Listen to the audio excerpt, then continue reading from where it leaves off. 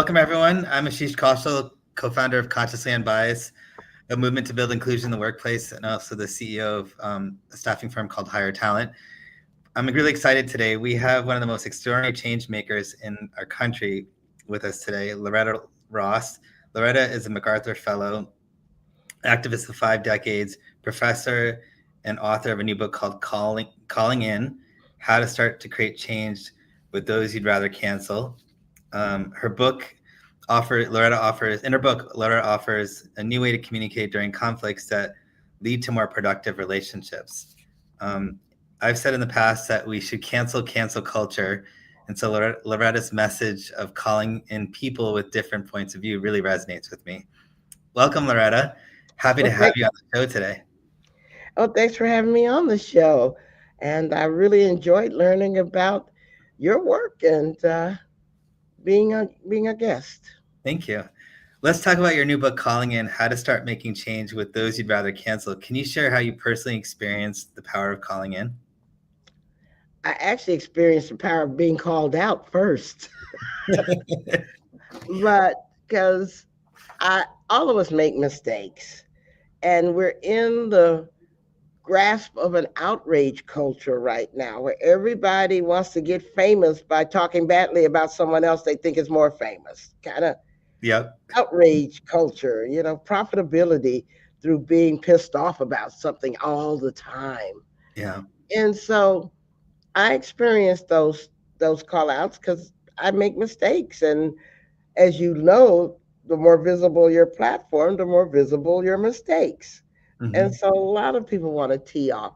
But I opened my book talking about being a call out queen because I too delighted in putting people, on point for something that I thought that they did wrong. But I learned over time that it didn't achieve what I thought it should achieve. Because if they were sufficiently rich and famous, they just laughed all the way to the bank, the same way Trump laughed all the way to the White House on a cascade of outrage, right? Yeah. But more importantly, for the human rights movement that I deeply care about, we were blowing up relationships with the people we should be working with to prevent human rights violations. And so, since it didn't achieve what I wanted, it caused me to rethink that strategy. But I wrote the book because all the research I had done on the topic deeply criticized the call out cancel culture, but nobody told us what to do about it. Yeah. I do you think part of it is that we've also misjudged each other? Because I heard your story about taking the bus to to Washington and the assumptions that people made about you and that you made about them on the bus, and then you realize that you guys have a lot more in common than different. And I'd love for you to talk a little about that as well. Well, I think we're all socialized to affix labels to people that are convenient for us to simplify life. If Yeah. I can just say that person's a MAGA, or that person's a communist, or that person's a liberal, then I don't have to rack my brain with trying to figure out any more depth to them because life is complicated and we want simplicity uh, in many things. But they're not realistic labels because everybody, or at least most people, are combined of good and bad qualities. They have their good sides, their bad sides. And the beauty of the calling in process is that you can use techniques to help people reconcile that inner good opinion they have of themselves with their Hmm. outer behaviors. Because it's in all of us. Yeah. We could just use it more. The way I describe it in my teachings online, because I do run an online class for $5, by the way, to learn calling in techniques. I call myself the Walmart of consciousness rates. I love that. Everybody can afford $5. But in my class, I talk about how easy and effortless it is to respond to a natural disaster. Hmm. We don't stop to say, what race are you? Are you a citizen? Who are you sleeping with? Who you married to? All we want to know is, do you need help and can we help? Well, Yeah. if that inner compassion is already there, I want us to summon it for man made disasters too. Hmm. like poverty or bigotry or, all of these things. It's already there. And the reason that the cancel call out culture doesn't work is that it only focuses on what people do wrong. It Yeah. doesn't appreciate what they're capable of doing right. So calling in changes the focus. Like Adrienne Marie Brown says, what you pay attention to grows. Yeah. So if I pay attention to the good that people are capable of encourage more of that to grow by calling them in, Hmm. may persuade them to lead with that side of their personalities than the ugly side. Because I don't have the magic words to make people change, but I Yeah. can give them the space to grow with the faith, with the grace and compassion that I treat them with. So you're saying we don't have to agree on everything to be friends, basically, right? Well, actually, I'd be afraid of you if you agreed on everything that I thought, because that meant that you're a clone and some kind of sci-fi dystopia has happened. No, absolutely. It's funny you're talking about natural disasters. So we had a few months ago a fire in California, and we had to leave our house real quickly. And one of the first people that helped us was a neighbor that had a different political view than my wife. And so she always says to her, like, and she was the first one that helped us, right? And so uh, she'd tease her and she'd say, "Love you, but don't love your hat," because she didn't love the hat that she's wearing. And so but there's a commonality, and she didn't care where she was from. She's like, "This person needs help. I'm going to help them." And I think that's really goes to the core of what you're saying. In the book, you say call in is a call out with love, and is a strategic choice. Any advice on how to do this, especially when you're feeling angry and hurt? One of the things that is very common about humanity is that we can't resist the invitation when somebody says, "Tell me more. Tell Mm-hmm. me how you arrived at that opinion or conclusion. Tell me what you've been through that makes you think that way or use that word or think that way about somebody else." It's an invitation into a conversation instead of a fight. Mm-hmm. And once you're in dialogue and conversation, you've created the opportunities to learn things from each other. I find that when I talk to people who are on the right, for example, I'm not being exposed to their news sources. So I'm always learning something about how they think based on what they watch that I didn't know before. Yeah. And that helps me continue that conversation with them, because you don't have to agree with someone to listen to them, to offer them the benefit of your compassion. Mm-hmm. Because if you're clear about what you stand for and what you believe, you're not threatened by someone else having a different opinion. And it's that plurality, diversity of opinions that makes this quilt called America strong. Yeah. And I think, I mean, some of the call out culture was because we either feel alone and that creates community on some level, probably, and then, or we feel angry and we want to, now social media makes that platform easy to just throw stones without getting hurt back very hard, like not getting exposed as much as you think you would, or at least you could just shut it off, I guess. You would, you've had a lot of experiences with, or different people that have really been on the opposite side of where you are. I'd love for you to share the one from the gentleman from Iowa, if you don't mind, for a minute. Oh, yeah, Idaho, but yes, I I, will. In the 1990s, I was the program research director at an organization that was the National Anti-Klan Network, renamed the Center for Democratic Renewal. And so one of our jobs was to help towns that had dealt with hate violence or hate groups recover their sense of self, purpose, peace, and healing. And that's what we were known for. But we were also known for being a refuge, or kind of like an underground railroad, but not part of the FBI or Harriet Tubman, for mm-hmm, people who wanted to defect from hate movements, mm-hmm, because they didn't want to go into witness protection and deal with the FBI, but they yeah, still wanted to sometimes leave. So in 1992, I believe, I got this call with a deep bass voice saying, "I want to talk to Leonard Zeskin." And Lenny at the time was our research director. We never did put calls directly through because we got a lot of trolls. Yeah. People would call, curse us out and stuff like that. So you take a message and then people would call them back. This was before voicemail and a lot of other stuff we have now. Mhm. So I said, "Well, Lenny's not here. Can I take a message for him?" "Who's calling?" "This is Floyd Cochran." And before I could catch myself, I said, "The Floyd Cochran?" Because Floyd at the time was the national spokesman for the Aryan Nations at Hayden Lake, Idaho, which Wow. is, of course, this Christian identity movement that tries to bring together people in the Klan, people in the militia, and people in the Nazi movement together in Mhm. joint work at this Idaho compound. And Mhm. Floyd was very famous because he was the chief recruiter of disaffected young white men into the Aryan nations. He Mhm. knew the Bible very well. He was very smart. He'd been a Nazi himself since he was 14, and by the time he reached out to us, he was 35. So Mhm. he was good at his job, and I we monitored him, which is why I recognized his name. Yeah. And so when I said the Floyd Cochran, he said yes. I thought we were going to get a hate thing from him, like a Yeah. troll.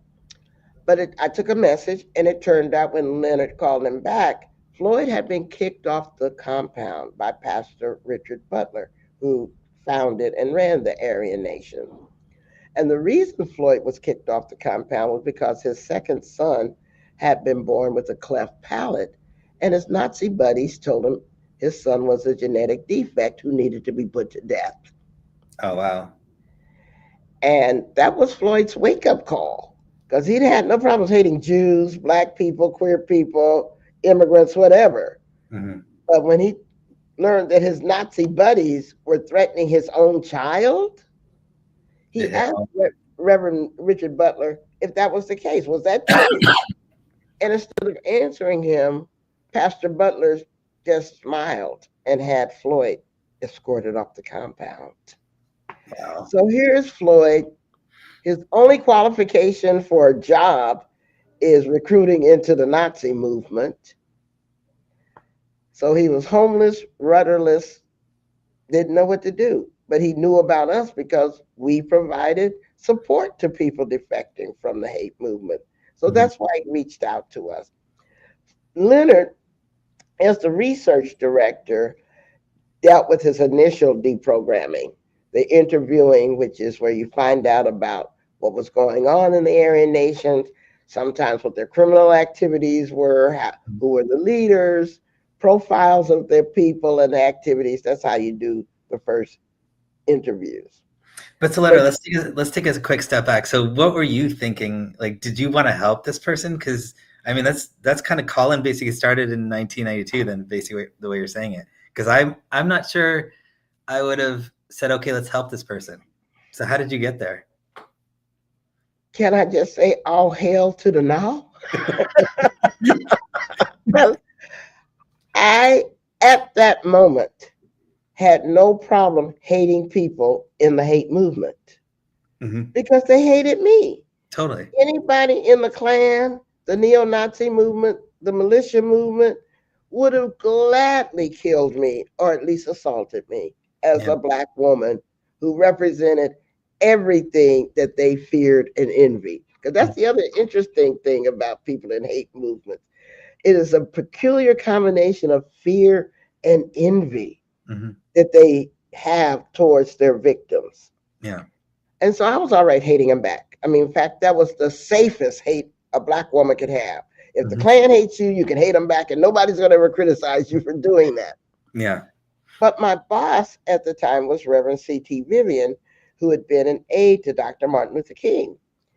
And Reverend Vivian used to always say that when you ask people to give up hate, then you need to be there for them when you do. You have to be there for them when they do. Okay.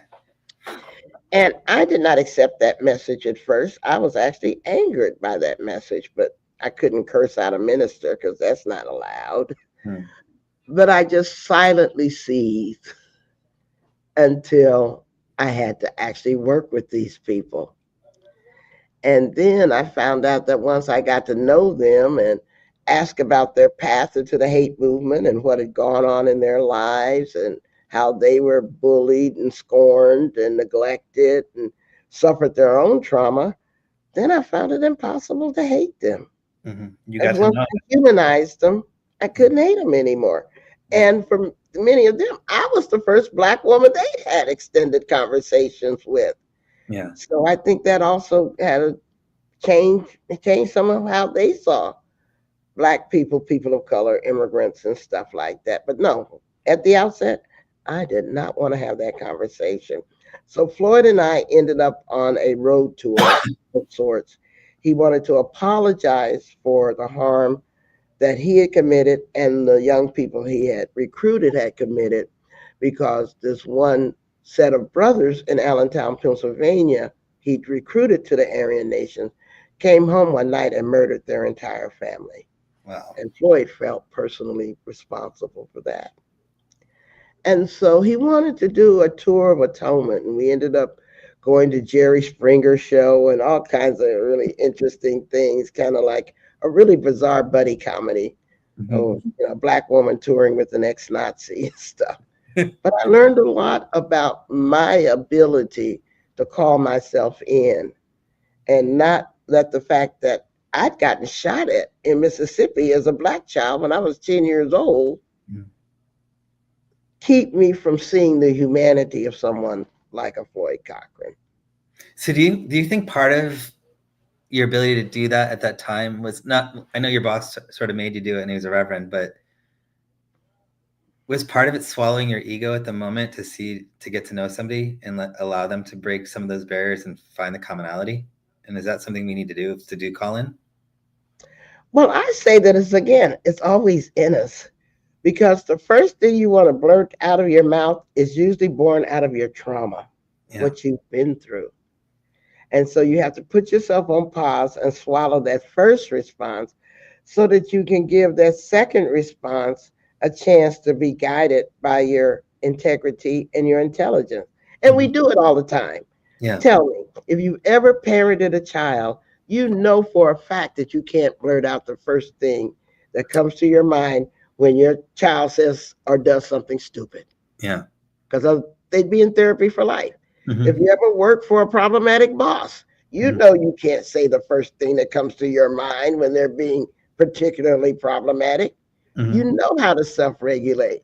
So I'm arguing that since you already know how to self-regulate that first thought, you can use that in almost every situation of conflict. When someone gets on your nerves, makes you uncomfortable, makes you feel harm, you can still swallow that first traumatic response and let your intelligence and your integrity take over. I call it integrity intelligence, as a matter of fact. Love that. In relationship to emotional intelligence, you need integrity intelligence so that you show up as the person you can be proud of instead of the person driven by your trauma. Yeah. You know, it's interesting. When we first started Consciously Unbiased, I used to tell people, so bias was basically a struggle between curiosity and fear of the unknown. And if you let curiosity win and you expose yourself to things or people that you think are different than you, you'll find that we have a lot more in common than different. And that's how you start working together, right? And it was that fear and the winning that would really resonate with people because they don't want to be afraid. But I think like even the KKK, you kind of highlighted in there that he didn't necessarily buy into what was there. He bought into the need to belong to something, right? Is that an accurate statement? And so how do we get people to move their fear in to belong in the right groups? And even within the workplace, how do we get calling in as a strategy to make it work? It is very human in most functional human beings to want to belong to something, and many want to belong to something greater than themselves. Yeah. That's part of the attraction of the MAGA movement, because people think that they're serving a higher cause. Yeah. They're not just selfish assholes. They're trying to do something right in their minds. They believe in, for sure. Yeah. And they feel a sense of belonging. I find that the best way people in cults and hate groups recruit is to take advantage of people who don't feel that they belong, that their life is of significance, Mm-hmm. that anybody cares about them. Mm-hmm. They exploit that weakness, not weakness, but that human condition. Mm-hmm. And that's how they recruit people and actually encourage them to turn off their thinking brains and be driven by emotions and feelings and the belief that you will be saved by me because I see you and you're important to me. Mm-hmm. That kind of brainwashing that takes place. Yeah. And so that's always been the case. And it is important for us to offer an alternative, which I call the human rights movement based on compassion and belonging, to that feeling of insignificance, that feeling of isolation and alienation. The way I describe it is that when you join the human rights movement, you don't join it because you want to own more, you join it because you want to become more, I love that. become the best person that you ever thought you could be. I mean, we all are assigned these different roles in society. If you're white, you're supposed to play this role. If you're black, you're supposed to play this role. You know, if you're an immigrant, you're supposed to play that role. But we get a choice to be self-determining about refusing that script. Yeah. And so the joy of becoming is refusing to be assigned the role that you're given by a hierarchical society. But even more powerful is to repurpose the role Mm-hmm. that you've been assigned. For example, I'm sure you remember the racial profiling of those two men in Starbucks Mm-hmm. who were just sitting there waiting for Coffee. a coffee and a colleague. Yeah. We know the story, but do we know why we know the story? We No. know the story because a white woman who saw this injustice repurposed her whiteness with the logic I'm not going to get arrested Mm-hmm. because of my white privilege. So I'm going to pull out my phone and document this and share it with the world. Mm-hmm. So instead of being ashamed of being white, which is what a lot of people are taught that they're supposed to be if they want to be anti racist, I say, I love the fact that she took pride in her whiteness and repurposed it in the defeat of ideological white supremacy. That is so beautiful. And we all can repurpose these roles that we've been assigned to subvert the whole process of being assigned the roles in the first place. And I also said it was probably a Karen that called the cops in the first place, too. So Yeah. that's two sides of whiteness, right? The Karen that called the cops and that brave person who said, no, you do not represent me. I'm going to stand up against injustice this way. I love that. Like you're not, because I mean, you're saying that like we should stop apologizing on how we were born and use that whatever advantages we may have to help elevate and include others, right? Yeah. And take pride in what you will become instead of feeling shame or guilt or whatever. I find shame a useless emotion, whatever its source. Yeah. You said in your TED talk that all you have to lose in joining a calling in culture is your pain. What do you mean by this? It is impossible to grow up in a harsh society like ours Mhm. where you could be traumatized by your family or your friends, and all of us experience some form of socialized trauma with this deconstruction of democracy that's taking place. Yeah. And so when you choose to repurpose those things in your life, you are choosing to let go of that which is weighing you down so that you can seek better freedom, better joy, better purpose. I always say that activism is the art of making your life matter. Hmm. If you ever wonder why you were born or why you went through whatever you went through, if you can use it to end human rights violations that mess with you, then you know why you went through what you went through. Yeah. And you can find so much joy. In my classes, I find that people walk through life with a lot of anger. And one of the things I'm constantly asking them, if you're carrying around a grudge, ask yourself how well that grudge is working for you. Is it bringing you any joy, any peace, any satisfaction? And if not, why don't you consider dropping it? Mhm. Because there are much more things to preoccupy your time and life with and attention with than a grudge that's just weighing you down. Calling in is about learning not to be afraid of your own secrets anymore, Mhm. to actually see that those secrets can be weighing you down. Your fear of making mistakes can be weighing you down. Own your stuff, be proud that these are the crucible things that made you who you are. So, do you think we have the capacity to change? Oh, I think we have no choice. Octavia Butler says that everything you touch changes and everything that touches you changes you. Some kind of way I bungled that, Mhm. but I think that we always do change, but we don't always direct the nature and direction of that change. And I'm saying we can be more self determining if we make different choices. If you don't like the way your life turns out, try making different choices. It Mhm. might turn out differently. Um, that's the power that we have as human beings and as thinking adults.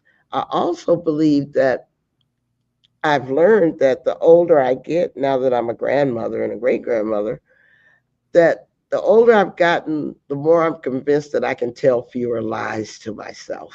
Mhm.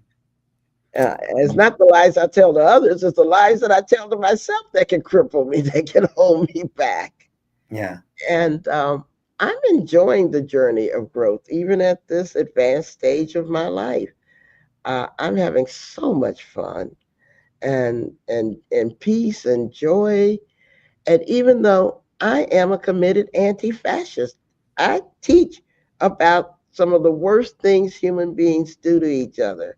Mhm. But like I wrote in my book, which Leonard Zeskin told me, fighting Nazis should be fun. It's being a Nazi that sucks.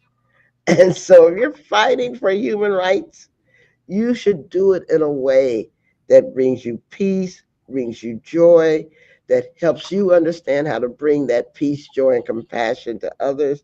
Let the other people have the miserable lives. Yeah. No, absolutely. Is fear? Can you talk to me about fear? And is that a motivator to need to be belong, or is it? Are we doing things out of being scared and we join the wrong groups and do the wrong things? Well, fear is ever present in life. I mean, there's no way to get away from fear Mm-hmm. in most of life's encounters. Mm-hmm. But one can learn that fear doesn't determine what your next steps are. Yeah. I've been permanently afraid. I'm a survivor of childhood sexual abuse. So, from a very, very early age, I knew I did not control my body, that other people could, like they say, have their way with me, Mm-hmm. those kinds of things. And so, I've never learned not to be afraid. But even as a child, I was determined that I wouldn't let fear dictate what I did Yeah. and what I did for myself. And I also didn't want to punish others because I was afraid. I didn't want to justify my treatment of others because of my fear. Mm-hmm. And Audre Lorde, the wonderful poet, wrote that your fear of anger will never protect you. And so I take a lot of heart and solace from understanding that being fear being scared doesn't bother me. Being homeless doesn't bother me. Being poor doesn't bother me. Because I know I can still overcome all of those things. And I take a lot of comfort into to knowing that I'm capable of self determination. And why do I think that? Because I've been through all those things and I came out on the other side. Yeah. No, absolutely. You had written in your book, most people want the same thing, to feel like they belong and to be part of something that gives their life meaning. What do you find is the most effective in finding the common core or common things that connect us? Like, how do we do that and do it positively? I find that most human beings feel really good about themselves when they're kind to others. Hmm. Even if that kindness was not reciprocated or they didn't receive gratitude for what they've done, Hmm. very few people regret being kind to another person. Yeah. Even if they were undeserving or ungrateful, you still feel good about yourself that you did it, that you found the capacity to do it. I find that that kind of vulnerability is a strength. It's not a weakness. And I'm really proud of the fact that I love to give people the benefit of the doubt. I'm not going to assume harm just because somebody says something a little off key to me or borderline racist or whatever. I'm going to assume that they're fumbling through life like all of us, Yeah. and that we all can give each other a little bit of grace, a little bit of time, a little bit of conversation to actually find out what's going on. Mm. And anger is exhausting, right? Oh, it is so exhausting. Even the thought of being permanently angry enervates me. I can't summon that kind of grand. Now, I have a passion for justice, but I don't have a passion for punishing other people. I, Yeah. I never developed that. Maybe I'm just too lazy. I don't know.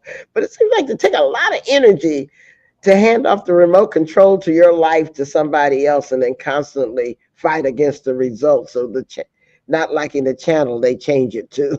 Yeah, no, absolutely. And it's not really affecting them. Like you may be angry, but it's not bothering them. So it's really only draining yourself, right? How do you define a moment? And why do you think it's a mistake to believe that only perfectly united ideological movements are effective? Well, the way that I define a movement is when a lot of different people think a lot of different thoughts, but they manage to move in the same direction, thinking all those different thoughts. That's a movement. Hmm. But when a lot of different people think one thought and they move in the same direction, that's a cult. Hmm. And an example of that would be the women's movement. Hmm. We are a movement because we are united in our struggle against patriarchy. But we Hmm. don't all belong to the same organization or even believe in the same kind of feminism. There are Right. as many feminisms as there are feminists, Oh, interesting. but we're still a women's movement. Yeah. You see what I'm saying? Yeah. Some people think that it's good to be feminist by wearing high heels and makeup and, nightclub clothes and presenting themselves that way. Some people are feminists because they're into uh, ending fat phobia, or Hmm. they're into climate change or reproductive justice. You can be a feminist in so many different ways. I've Yeah. even seen right wing feminists, Hmm. which they wouldn't admit that they're feminists. But back when I was monitoring hate groups, when those women were demanding leadership in skinhead groups and hate movements and stuff, they were doing feminist activism even within the most unlikely circumstances, Yeah. but they never called it that. Yeah. No, interesting. What? Why might calling in be into the digital age what nonviolent resistance was in the 20th century? I wrote that line because how we do the work is as important as the work that we do. Hmm. Because the strategies and tactics that you use reflect your values. If you choose to meet violence with violence, then you have embraced the values of your oppressor. You're not articulating your own values. Yeah. And so the civil rights movement chose to meet violence with nonviolence Hmm. and with compassion, even for the people who were oppressing them. And that's why I thought they were the stronger and more effective movement, Hmm. because they were able to project a vision of the world they wanted, not the world that they had. Yeah. And so I believe calling in will be as important to the human rights movement in the 21st century as nonviolence was to the civil rights movement in the 20th, because we need to use calling in to project the kind of world we want to live in, where people are less fearful, less attacking, can feel a sense of our human bonds and really prioritize that. Because to me, I know this is probably going to sound like anathema to someone in your field, Mm, but I'm not into race, gender, class, all the identity stuff. That's fine. I'm not against it, but that's not my motivation. mm, Because the diversity that most matters to me is experiential diversity. mm, We've all been through different stuff. mm, And it's that diversity of experiences that we need to blend together and make a fabulous stew of the human experience. It's the same way that every human being has the same human rights. No one has more human rights than anybody else. But a blind child might need her books in Braille. mm. She has special needs based on her experiences Yeah. that need to be mixed into that soup bowl, so pot, so that we all know. Well, let's pay attention to the blind child, or let's pay attention to the child that doesn't have broadband connection, or let's pay attention to the child that's black or trans or whatever. Mm, It's those diversity of experiences, that combination of advantages and disadvantages that we have to pay attention to in order to propel humanity forward. Most of these identity categories that we are struggling against, they're just made up anyway. They are not biologically true. true. That is true. They're social constructions. Yep. But I do like the fact that when we contemplate the richness of our diversity of experience, you never get bored because you never run out of new stuff to learn. Hmm. No, absolutely. It's the curiosity of life, right? There are many ways to interact with people who share different viewpoints in our workplaces, neighborhoods, and families. There is a calling out and calling in, and there's also calling on. Can you share examples of what calling on looks like? Well, I think most people understand what calling out is because that's publicly shaming people Yeah. because you want to hold them accountable. Calling in is using love, grace, and respect because you want to hold them accountable, but you want to do it with kindness. Hmm. Calling on is another option because those first two require you to make an investment of your time and attention in Hmm. somebody else, whether you call them out or call them in. They're still taking your time and attention. And that's a valuable commodity, as the social media companies prove every day. Yeah. Sometimes you want people to change and do better, but you don't want to give them your time and attention. So you're calling on them to do better. In Mm, other words, I need you to reconcile your inner good opinion of yourself with your outer behavior.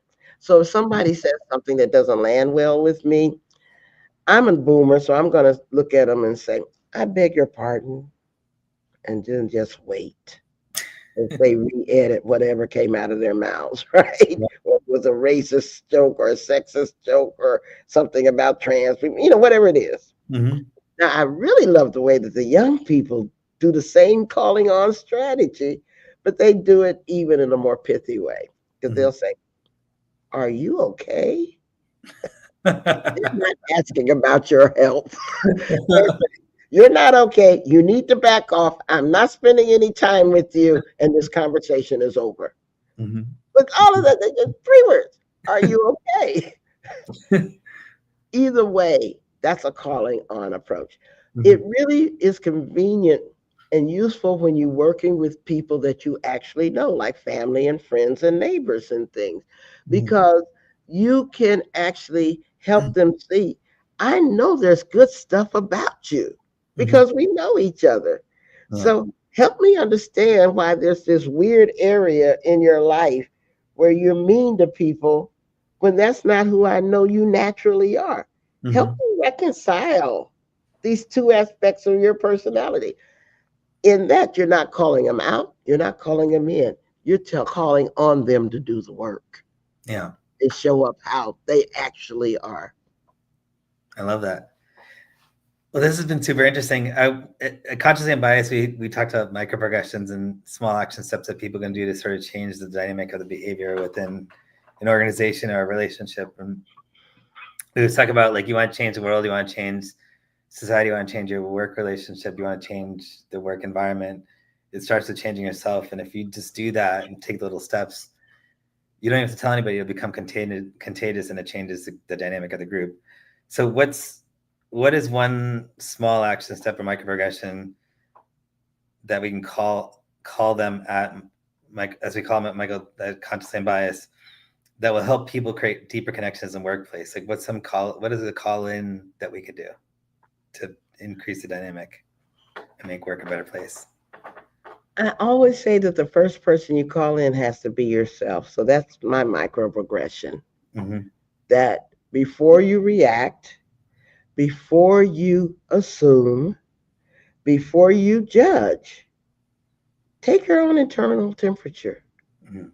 to see what's going on with you. Are you hungry? Are you angry or hangry, like the kids say? Have you just had enough in this day, or you just can't be bothered with anything else? Did someone cut you off while you were driving, or were rude while you were renewing your driver's license? Whatever is going on with you. Because you have to take that first self-assessment, because whether you're trying to call them in or out or on, if you're still bleeding from your soul wounds, all you're going to do is bleed all over them anyway. True. So that first step is calling yourself in, and then selecting from the options of calling out, canceling, calling on, calling in, or calling it off. Mm-hmm. Which one is best suited for you in this moment? And then choose that option so that you can not only be authentic to where you are in the moment, but generally treat people with the same kind of compassion and kindness you'd want, even if you're having a bad day, that kind of thing. I say, act towards people as if you're holding their heart in your hand and you don't want to squeeze it too tight, because that's how tenderly I'd want someone to hold my heart. Mm-hmm. I love it. Well, thank you so much. This is an amazing conversation. You're very inspiring, and I love your strength and vulnerability. It really makes me want to be a better person. So where can people find out more about you and your work and your book? Well, my website is my name, lorettajross.com, and they can find a way to order the book on my website, and of course through Barnes and Noble, Amazon, and all the usual suspects and stuff. And again, you can register for our online classes for $5 a class. The whole series is only $20. And if you can't attend the nights we offer the classes, if you register and pay the $20, then you can get the videotapes and watch them in your own time, because I want to create this culture shift from a call out culture into a calling in culture. And so that's why I don't seek to monetize the information and the knowledge. I basically give it away. And even with all my hundreds of registrants, it doesn't still pay for the tech people and the other team I have to assemble. But that's my offering and gift that I'm glad to be able to offer to the human rights movement. All that I've been through prepared me for this moment. And so it's a privilege to serve in this way. Well, thank you so much for all you do. And it was an honor to have you on the show today.